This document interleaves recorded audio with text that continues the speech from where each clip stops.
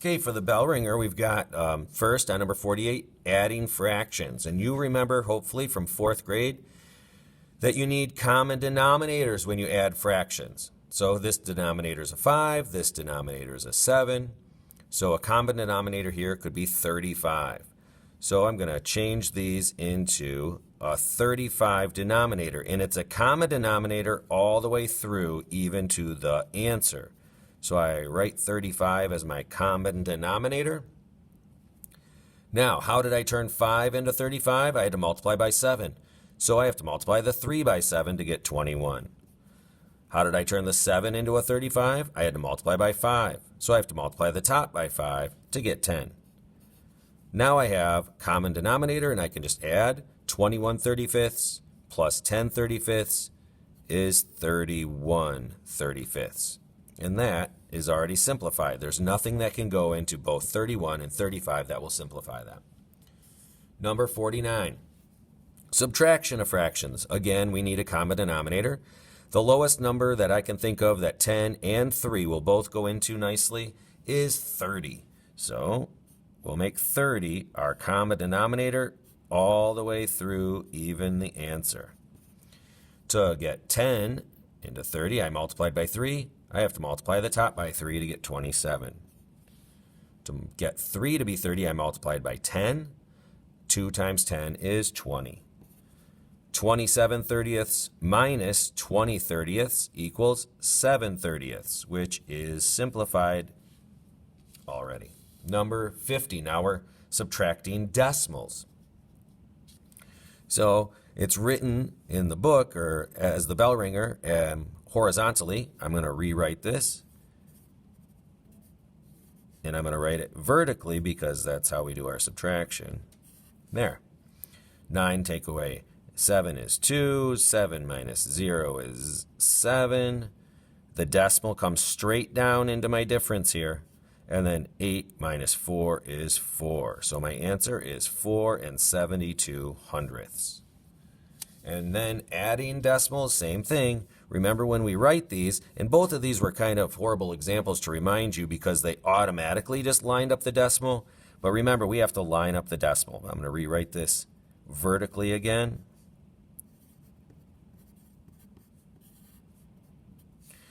And that decimal is going to come straight down into my sum.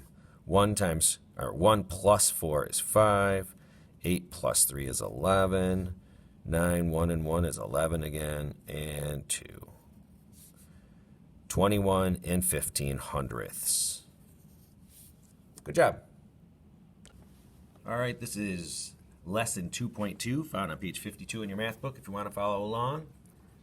Adding rational numbers. Pretty simple because it's just the same rules as you had in 4th grade. You're still just adding fractions, so you need a common denominator. And the 7th grade rules, we're going to have positives and negatives now. So remember, same sign, add and keep, different sign, subtract, because it's like they were integers. We're using the same rules. And that's it. That's the whole lesson. So let's look at their first example. Negative 8 thirds plus 5 sixths. So they need a common denominator. They went with sixths. Notice the negative 8 thirds. They took that negative and they put it up top in the numerator. So now it's negative 16 over 6. They multiplied top and bottom by 2. Now they have a common denominator. Negative 16 plus 5. Different sign, subtract. So they got 11. Keep it negative because the larger of the number parts was negative. Negative 11 sixths. They, in the book, said to go to a mixed number, but keeping it an improper fraction as long as it is in simplest form is okay. So I would have left it negative 11 sixths. They also are dealing with decimals here. So different sign, subtract, keep the sign of the larger. So they're going to subtract the number parts and keep it positive because that's the larger of the number parts. And you have to remember with decimals, when adding, you have to line up the decimals. That's pretty much the whole lesson. So here are some to do on your own.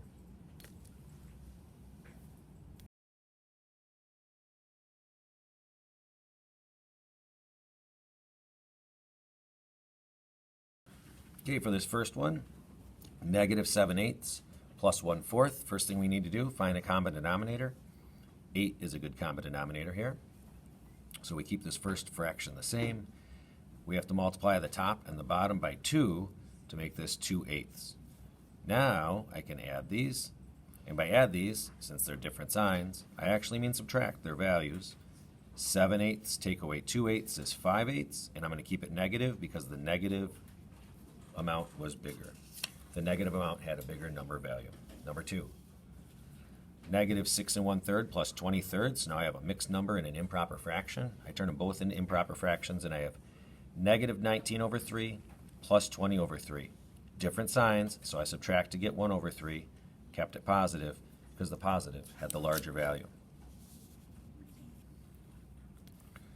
For number 3, 2 plus negative 7/2. You turn 2 into a fraction, which would be 2/1.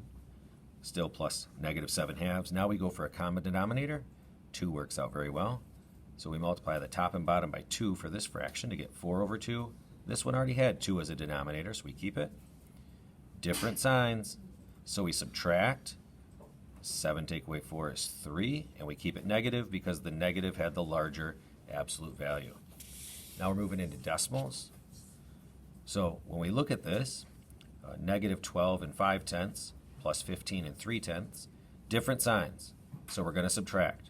When you subtract these, you put the larger amount on top. Okay, you don't write it with this amount on top all the time. It's whichever has the larger absolute value goes on top. In this case, it's the 15.3 minus 12.5. We find that the difference is 2.8. We put that up there. We keep it positive because the positive had the larger absolute value. For number 5, negative 8 15/100 plus negative 4 3/10. Both negatives, so same sign, add and keep. So we're going to add their number parts. And we get, remember, line up the decimals, 12 45/100. And then it's add and keep, so we do keep the negative sign. So it's negative 12 45/100. Finally, number 6, 65/100 plus negative 2 75/100, different signs. So we subtract. Remember, we put the one with the larger absolute value on top. We subtract the two numbers, and we get 2 10/100, which is the same as 2 1/10, because that 0 is just not needed right there. Put it over here. And we keep it negative because the negative had the larger absolute value. Awesome. Okay, for the next example, they want us to evaluate 2x plus y, and they're letting us know x is 1/4 and y is negative 3/2. So they start with the problem, 2x plus y, and here they substituted in those values, but they really kind of skipped some steps going from here to here. And some of you could probably do that, but I'm going to show the steps. So let's start over. We start with the problem, 2x plus y. In place of x, I put 1/4, and in place of y, I put negative 3/2. Well, now this is 2 times 1/4, which is 2/1 times 1/4. This plus negative 3/2 just kind of follows along because we're not dealing with that part of the problem right now. But we can do this multiplication.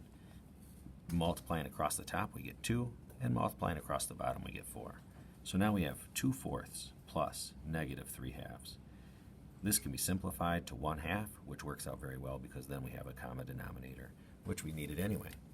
So now we have 1/2 plus negative 3/2, different signs. So we subtract.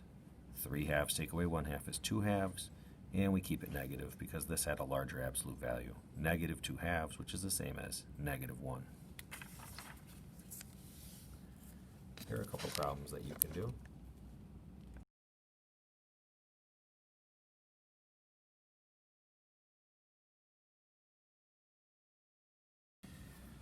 Okay, for both of these, a equals 1/2 and b is going to equal negative 5/2.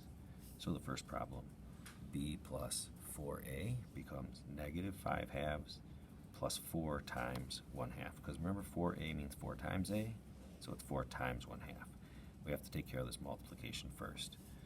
4 is really 4/1 times 1/2. We multiply across the top to get 4, and we multiply across the bottom to get 2. Now, I would normally simplify that, but we have common denominators, which we need to do this addition. So negative 5/2 plus 4/2, different sign subtract. When I subtract 5 halves minus 4 halves, I get 1 half. And now I have to give it the negative sign because my negative absolute value was larger. So negative 1 half. For this next problem, a still equals 1 half and b still equals negative 5 halves. So instead of the absolute value of a plus b, I have the absolute value of 1 half plus negative 5 halves, which is the absolute value of negative 4 halves, because 5 halves minus 1 half is 4 halves, different signs, so I subtracted, and now I keep it negative because of the larger absolute value being negative.